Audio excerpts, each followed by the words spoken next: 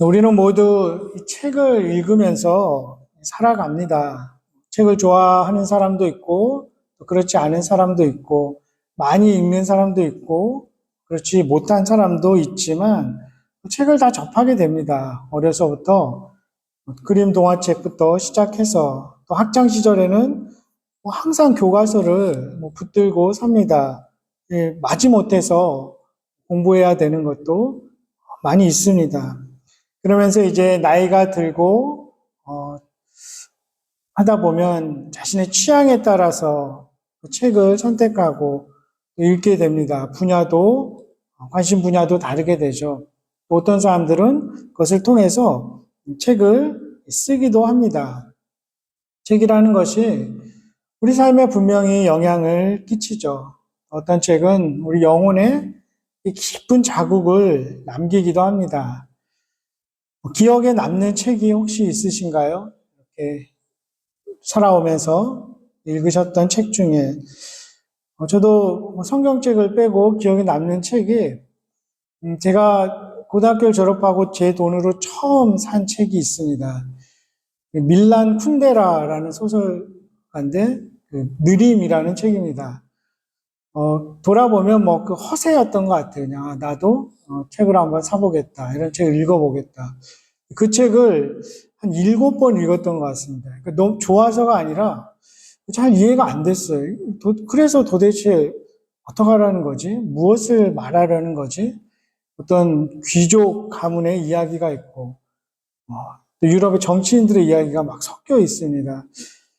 나중에 이제 좀 깨달았던 거는 이 책 제목처럼 그 느린 삶에 대한 그런 어떤 느린 삶을 추앙하는, 성찰해보는, 그리고 느린 삶이 우리에게 가져다주는 그런 복, 이런 것들을 이야기하고 싶어 했던 거죠. 그리고 속도에, 빠름에 몰입하는 현대인들, 현대의 문명을 비판했던 책입니다. 30년이 훌쩍 지났고 거의 40년 가까이 된 책인데도 지금 돌아봐도 참 통찰력 있는 작가의 그런 소설이었구나 싶기도 합니다. 우리 그리스도인들 책 한 권의 책의 사람들이다 이런 표현을 씁니다. 그 책 한 권을 평생에 우리 곁에 두고 읽고 묵상하고 공부하며 살죠. 성경이죠. 성경의 의미와 중요성 아무리 강조해도 지나치지 않을 것입니다. 그래서 우리가 잘 아는 그 찬송가 나의 사랑하는 책, 비록 헤어졌으나 어머니의 무릎 위에 앉아서 재미있게 듣단 말, 그때 일을 지금도 내가 잊지 않고 기억합니다. 귀하고 귀하다. 우리 어머니가 들려주시던 재미있게 듣던 말, 이 책 중에 있으니 이 성경 심히 사랑합니다. 19세기 미국의 목사였던 M.B. 윌리엄스라는 사람이 지은 찬송이라고 합니다. 저도 많이 불렀던 기억이 납니다. 성경에 대한 애정이 배어있는 찬송가죠. 오늘 첫 번째 본문인 디모데 후서에도 이 찬송가를 연상시키는 그런 표현이 나옵니다. 15절에 어려서부터 성경을 알았나니 성경은 능히 너로 하여금 디모데를 말하죠. 그리스도 예수 안에 있는 믿음으로 말미암아 구원에 이르는 지혜가 있게 하느니라. 이 디모데 후서는 이제 사도 바울이 이 세상을 떠날 날이 얼마 남지 않았다는 걸 압니다. 그 젊은 사역자 디모데에게 보낸 편지이죠. 그 내용 중에 1장에 보면 그 디모데의 외할머니 로이스, 어머니 유니게 이름도 나옵니다. 그들에게서 디모데가 어려서부터 성경을 계속 배워왔다는 거죠. 물론 성경을 그렇게 어려서부터 배워왔다고 늘 올바르게만 자랐을까 그런 상상을 한번 해봅니다. 디모데는 어땠을까? 하지만 어려서부터 이렇게 성경을 배우면서 자라오면 반드시 커서도 그 삶이 그렇게 흔들리지 않는 것을 또한 보게 됩니다. 여기서 말하는 성경은 구약 성경이겠죠. 그러면서 바울이 또 이렇게 16절에 이야기하죠. 모든 성경이 하나님의 감동으로 냈다. 교훈과 책망과 바르게 함과 의로 교육하기에 유익하다. 영감으로 됐다. 인스퍼레이션 이런 단어를 쓰는데 하나님이 숨을 이렇게 불어 넣으셨다 이런 뜻입니다. 그런 책이 만들어졌는데 거기에 숨을 불어 넣으신 게 아니라 그 저자들에게 하나님께서 이 생명을 불어 넣으셔서 쓰게 하신 거죠. 그래서 저자들의 어떤 성격이나 스타일은 그대로 유지되지만 하나님의 영이 직접 쓴 그런 말씀인 것을 알게 됩니다. 사람이 원래 만들어졌을 때 흙이었지만 하나님이 그 코에 생기를 불어넣어서 생명이 된 것처럼 이 성경도 그렇다는 것입니다. 그렇다면 이 성경이 참 두껍지 않습니까? 무엇을 이야기하죠? 대부분 아시겠지만 기본적으로 세 가지를 담고 있습니다. 그 첫 번째는 우리가 구속사라고도 하는데 세상이 어떻게 생겨났고 어떻게 진행되고 어떻게 끝날 것인가 그 안에 하나님의 구원 계획이 들어있다는 것입니다. 사람이 하나님의 형상으로 창조되었습니다. 하지만 그 사람이 불순종하고 죄를 짓고 타락했습니다. 심판 아래 놓이게 되었죠. 그래서 우리는 죽음을 맞이합니다. 그럼에도 불구하고 그 사람의 반역에도 불구하고 하나님은 계속 사람을 사랑하십니다. 그래서 한 사람이 아브라함을 부르시고 그 전에 노아를 부르시고 그리고 그 후에 자손들과 은혜의 언약을 맺으십니다. 그리고 그 은혜의 언약이 예수 그리스도를 통해서 완성되는 것, 예수 그리스도를 통해서 구원을 얻게 되는 그 계획을 가지고 계시죠. 그리스도가 이 땅에 오셔서 인간의 죄를 지시고 죽으시고 죽은 자 가운데서 다시 살아나셨다는 것, 그리고 하늘에 오르셔서 지금 하나님 보좌 우편에 앉아 계시다는 것, 그리고 가신 후에 성령을 보내주셨다는 것, 그를 통해서 우리가 죄책감에서 자유하게 되고 하나님과 멀어졌던 관계가 다시 가까워지고 회복이 되고 최종적으로 마침내 죽음을 면할 수 있는 구원에 이르게 된다는 것을 가르쳐 줍니다. 그리고 이것을 복음이라고 우리는 부르죠. 물론 복음, 이 헬라어 원어 유앙겔리온 이렇게 말합니다. 유는 이제 기쁜, 좋은 이런 뜻이죠. 안겔리온은 전하다입니다. 안겔로스가 천사죠. 거기서 엔젤이라는 단어가 나오기도 했습니다. 근데 그 당시 이 단어가 어떤 신앙적인 단어는 아니었습니다. 유앙겔리온 이러면 그냥 어떤 역사를 바꿔놓은 큰 소식을 지칭할 때 사용했던 단어다. 학자들이 이렇게 주장하고 예시를 내어놓습니다. 예를 들어서 가이사 아구스도 복음의 시작이다. 이런 문구를 이 고대 유적에서 발견합니다. 황제 가이사 아구스도의 탄생, 그다음 즉위 과정을 기록한 비문, 그 일들이 유앙겔리온 복음이라는 거죠. 그리고 전쟁에서 승리한 그런 소식들. 그래서 노예로 살던 자들도 자유하게 됐다. 삶과 역사가 바뀌는 그러한 소식을 말합니다. 거기에 사도 바울이 이 정관사를 붙인 거죠. 그래서 영어로도 the gospel, 유일한 복음이 된 것입니다. 그것이 기쁜 소식이죠. 왜 기쁜 소식일까요? 여러 가지로 설명할 수 있지만 일단은 그 소식이 하나님이 우리를 위해서 하신 일을 드러내기 때문입니다. 당시도 그렇고 지금도 그렇고 어떤 많은 종교의 경전에서는 우리가 이렇게 하면 신에게 호의를 얻을 수 있다. 우리가 이렇게 반드시 해야 신이 우리에게 복을 내린다. 이런 의식만이 있었습니다. 그래서 항상 종교가 짐이 됐던 거죠. 근본적으로 그렇습니다. 그런데 복음은 그 전에 우리가 아무것도 하지 않은 상태에서 우리가 그 어떤 자격도 없는 상태에서 하나님이 예수 그리스도를 통해서 무엇을 하셨는지 알려주는 소식입니다. 그래서 기쁜 소식이 되는 거죠. 그래서 두 번째로 성경은 예수 그리스도에게 초점이 맞춰져 있습니다. 구약 성경에도 예수 그리스도를 예언합니다. 예시하고 직접적이지 않지만 또 예표한다고도 합니다. 그것이 이루어진, 그 약속이 이루어진 것이 이제 복음서에 기록되어 있습니다. 예수 그리스도의 탄생과 삶, 그분이 가르치셨던 것, 그분이 하셨던 사역, 그분의 죽음과 부활 이야기를 이 복음서에서 말하고 있죠. 그 후에 사도행전은 어떻습니까? 그 예수 그리스도가 택한 사도들이, 권위를 부여한 사도들이 복음을 전파하고 교회를 세우고 사역을 성령을 통해서 계속해 나갔던 것을 이야기합니다. 그 후에 서신서들, 사도 바울이나 야고보, 베드로 같은 사도들이 썼던 그 서신서들, 예수 그리스도의 인격, 그 사역의 충만한 영광 이런 것들을 드러내고 또 신학적으로도 알려줍니다. 또한 한편으로는 그렇다면 그렇게 구원받은 우리가 어떻게 살아야 하는가, 그렇게 세워진 교회가 어떤 모습이어야 하는가 가르쳐주죠. 그리고 마지막 책인 요한계시록에서는 예수 그리스도가 지금 보좌에 하나님과 함께 계시지만 반드시 약속하신 대로 그 구원과 심판을 완성시키기 위해서 다시 오실 것이다. 이렇게 끝을 맺고 있습니다.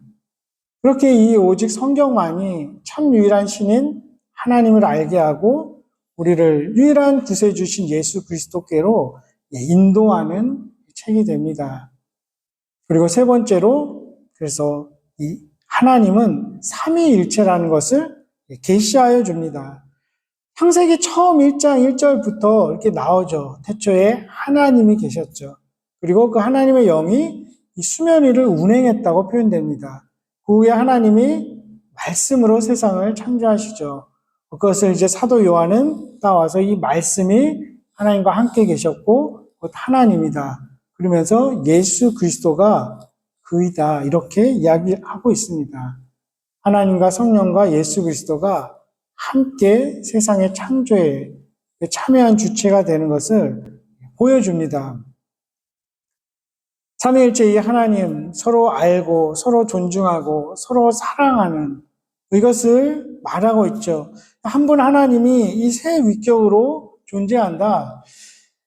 완전히 이해되기는 어렵습니다. 많은 학자들이 물로도 표현합니다. 물, 수증기, 얼음 이런 똑같은 물이지만 색 다르게 사과 안에 껍질이 있고 그 과일이 있고 씨가 있듯이 이렇게 표현은 하지만 사실 만족스럽게 표현할 수는 없습니다. 삼위일체 하나님은 인간의 이성을 무너뜨리고 도전하는 교리입니다. 너희가 이렇게 믿어줘 이렇게 막 설명하는 것이 아니라 하나님은 이런 분이야. 한 분 하나님이 세 위격으로 존재하셔. 이것을 우리가 받아들일 것을 말하고 있죠. 그것을 받아들이지 못하는 사람들이 인간이 이해하기 쉽게 막 바꿔보려고도 합니다. 그래서 거기서 이단이 생겨나기도 합니다. 하지만 성경이 계시하는 하나님은 셋이면서 하나이시고 하나이면서 셋임을 알려줍니다. 서로 사랑하고 서로 존중하고 서로 찬미하는 그 세 위격. 그렇기에 이것을 깊이 좀 더 잘 알았던 사도 요한은 하나님은 사랑이다 이렇게 표현합니다. 서로 사랑하는 이 삼위일체 하나님을 말하고 있죠. 사랑을 하려면 둘 이상이 있어야 되지 않습니까? 혼자 사랑하는 것을 이기심이라고 하지 우리가 사랑이라고 하지 않습니다. 그것을 알았던 이 사도 요한이 이 요한복음을 어떻게 시작합니까? 태초에 말씀이 계시니라. 이 말씀이 하나님과 함께 계셨다. 만물이 그로 말미암아 지은 바 되었다. 신학적인 표현을 빌리자면 다시 번역하자면 이 성경 말씀이 곧 하나님이신 성자 하나님 예수 그리스도이시다. 이렇게 말하고 있는 것입니다. 성경은 하나님의 그 속성, 성품 이런 것들을 때때로 의인화해서 표현합니다. 이 디도서 2장 11절, 12절에도 모든 사람에게 구원을 주시는 하나님의 은혜가 나타나서 우리를 양육시킨다 이렇게 말합니다. 하나님의 은혜인데 이게 진짜 살아있는 그런 존재가 되는 거죠. 그래서 성도들을 양육합니다. 때로는 채찍하고 징계하고 가르치고 훈련시키고 권면하고 또 칭찬하는 것이죠. 하나님의 은혜가 살아있는 선생님이 되는 것입니다. 예수님 자신도 내가 곧 길이요 진리요 생명이다 이렇게 말합니다. 길, 진리 이런 것들이 어떤 관념적이고 무형적인 것 같지만 그것이 예수 그리스도의 속성으로 드러낼 때 살아있는 그런 것이 되는 것입니다. 이 성경책을 한번 이 말씀을 생각해 봅니다. 단순한 책이 아니고 이 말씀이, 이 성경책이 우리를 사랑하고 책망하고 가르치는 그런 살아있는 존재임을 알게 되는 것입니다. 첫 번째 본문 디모데 후서가 사도 바울의 생애 마지막 때에 쓰인 것처럼 오늘 두 번째 본문이 요한복음 13장도 예수님의 공생의 마지막 시기에 쓰여졌습니다. 그 시작이 제자들을 사랑하시되 끝까지 사랑하셨다. 이렇게 사도 요한이 증언하죠. 이 13장은 사랑의 모습과 사랑의 가르침으로 가득 차 있습니다. 제자들 발을 씻기는 그 사랑의 예수님의 모습이 드러나죠. 그리고 가룟 유다가 배반할 것, 베드로가 배신할 것 이런 것들을 알려주십니다. 이 연민을 갖고 있는 거죠. 어떤 면에서 기회를 주시는 겁니다. 가룟 유다에게도 돌이키라는 것입니다. 그런 사랑이 배어 있습니다. 물론 그들은 실패했고 하지만 예수님은 실패한 베드로도 사랑하신 것을 보여줍니다. 그래서 처음 시작이 그들을 끝까지 사랑하셨다 이렇게 말하고 있습니다. 성경책도 살아있는 말씀이 육신이 되신 예수 그리스도가 우리를 사랑하는 것처럼 우리를 사랑한다고 한번 생각해 봅니다. 실제로 그 책들이 누군가를 사랑해서 그 사람의 삶을 변화시키고 그 사람으로 인해서 많은 사람들의 삶을 변화시킨 것을 우리가 역사 속에서 봅니다. 어거스틴이 그랬죠. 그리고 C.S. 루이스 같은 경우도 그랬습니다. 그리고 그도 예기치 못한 기쁨 이런 책을 씀으로써 무신론자였지만 복음을 전하는 자로 하나님께 쓰임받았던 것을 우리가 보게 됩니다. 한국의 이어령 선생님, 박사님 같은 경우도 그렇죠. 무신론자였지만 성경을 통해서 또 따님의 어떤 사역을 통해서 하나님의 백성이 되고 지성에서 영성으로 이런 책을 씀으로써 많은 사람들에게 영향을 미쳤습니다. 프린스턴 신학대학원에 에밀 카이에라는 교수가 있었습니다. 철학 교수였는데 이 사람도 무신론자였습니다. 그런데 이 성경을 한번 좀 읽어보려고 이렇게 노력을 많이 했습니다. 많은 우여곡절이 있고 결국 이제 믿게 됐죠. 그리고 그 책을 이제 연구합니다. 특별히 복음서를. 그래서 막 이해가 안 되는 부분도 있고 그래서 이해해 보려고 노력했는데 나중에 자신이 깨달은 건 무엇이냐면 내가 이 책을 이해하는 것이 아니라 이 책이 나를 이해한다고 느끼게 되었다는 것이죠. 사실 그 글을 읽으면서 저도 이 설교 제목을 좀 아이디어를 얻었습니다. 이 사람이 쓴 글의 제목이 나를 이해하는 책인데 그래서 나를 사랑하는 책 이렇게 한번 설교 제목을 붙여보았습니다. 누군가를 이해하고 사랑한다는 것 생각해 봅니다. 하지만 이해하지 못하는 사람들도 있습니다. 또 사랑할 수 없는 사람들이 있죠. 때로는 가족이나 부모, 자녀, 또 친구, 또 이웃 등 우리 이웃 속에서도 늘 사랑스러운 모습만 있는 건 아니고 이해하지 못하는 모습도 발견합니다. 받아들이기 힘든, 그래서 화가 나고 분노가 일어나기도 하죠. 왜 그럴까? 그 대상이 내가 싫어하는 모습을 가지고 있기 때문이 아닐까? 내가 기대하는 바에 부응하지 못하기 때문에 내가 이해하기 힘들다고 느끼고 또 사랑하지 못하고 받아들여지지 못하는 어려운 부분이 있지 않겠습니까? 그런데 성경이 나를 어떻게 대하나 한번 생각해 봅니다. 나는 성경의 기대에 부응해서 살아가고 있는가? 나는 말씀이 육신이 되신 예수 그리스도의 바램대로 살아가고 있는가? 우리가 예수로 충만하다고 찬양을 하지 않았습니까?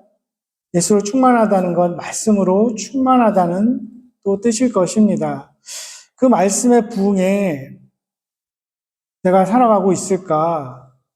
자신이 없기도 합니다. 그렇지만 그런 나를 이해하고 그대로 받아주는 그러한 책, 참으로 놀랍습니다. 이 말씀이 날마다 우리에게 찾아오고 때로는 우리를 책망하기도 하죠. 가슴을 찌르기도 합니다. 가혹하게 여겨질 정도로 질책하면서 패부를 도려내기도 합니다. 하지만 다 사랑하기 때문이 아닐까 싶습니다. 우리를 너무나 사랑하기 때문에 말씀대로 살지 않는 것을 내버려 두지 않는 것이죠. 이 성경 속에 그래서 아가서는 그 사랑이 죽음처럼 강하다 이런 표현도 합니다. 우리를 사랑하는 이 성경책이 말씀이 우리에게도 완전한 사랑을 요구하는 것이죠. 그 역시 우리를 위함입니다. 팀 켈러 목사님 이런 얘기를 합니다. 하나님 말씀을 어중간하게 따르면 다른 이들을 배제하고 미워하게 된다. 이렇게 이야기를 합니다. 내가 하나님의 말씀을 온전히 따르기 때문에 성경대로 살지 않는 그러한 사람들을 미워하고 배제하는 것이 아니라 하나님의 말씀에 그 예수님께 덜 헌신하기 때문에 다른 이들을 미워하고 억압하게 된다. 이렇게 주장을 합니다. 즉 우리가 온전히 말씀대로 살아간다면, 우리가 온전히 하나님의 말씀을 사랑한다면 그 사랑이 온전하여져서 부모나 자녀를, 그리고 배우자와 가족, 친구, 성도와 이웃을 사랑할 수 있게 된다. 이렇게 주장합니다. 그렇게 성경은 우리에게도 완전한 사랑을 계속 요구하는 것일 것입니다.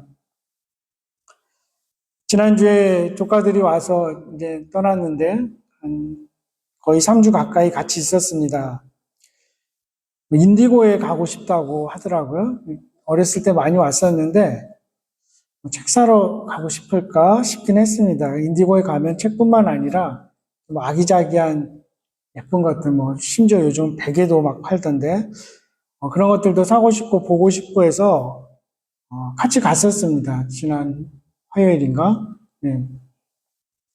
근데 거기에 이제 수많은 책들이 나와 있죠. 저도 굉장히 오랜만에 갔었는데, 그리고 어떤 코너에는 헤더 스픽 이런 것도 있습니다. 어떤 헤더라는 사람이겠죠. 유명한 작가인지 모르겠습니다. 그런데 그 사람이 이제 픽해주는 이거를 꼭 읽으면 후회하지 않는다. 만약에 별로다 그러면 리펀드 해주겠다. 이런 문구도 쓰여 있었습니다.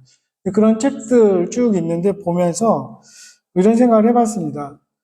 정말 저 책으로 인해서 우리의 삶이 완전히 바뀔 수 있을까?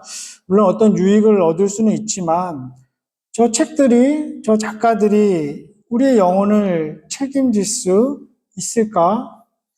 저 책들을 통해서 우리가 진정한 사랑과 지혜가 가득한 의로운 삶을 살아갈 수 있을까 생각해 보았습니다.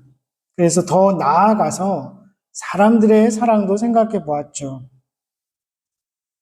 선생님이나 교수들, 학생을 얼마나 사랑할까? 심지어 의사, 환자를 얼마나 사랑할까? 영원히 사랑할 수 있을까? 물론 사랑하겠죠. 부모인 우리들도 또 자녀들을 얼마나 어떻게 사랑할 수 있을까? 친구 간의 우정 같은 것들 영원할 수 있을까? 변하지 않을 수 있을까? 나 자신도 성찰해 봅니다. 목사로서 교회와 성도를 얼마나 사랑하는가? 영원히 변하지 않고 진실되게 사랑할 수 있을까?